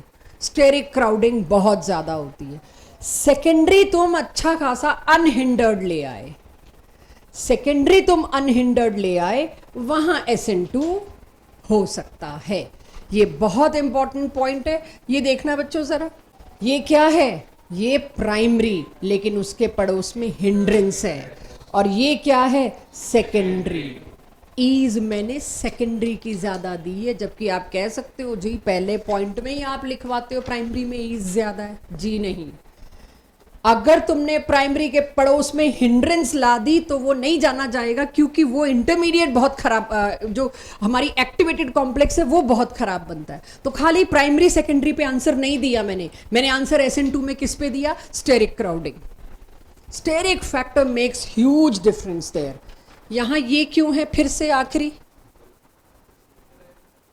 कोई पॉइंट नहीं है, ये अलग से वैसे ही पूछ रखा है। एराइल हैलाइड में तुम SN1 ले आओ, SN2 ले आओ, कोई भी सपोर्ट नहीं करेगा। SN1 और SN2 की ईज सेम भी हो सकती है, हाँ सेम भी हो सकती है। जो नहीं देना उसने दोनों ही नहीं देना। Understood? That's all about today's class.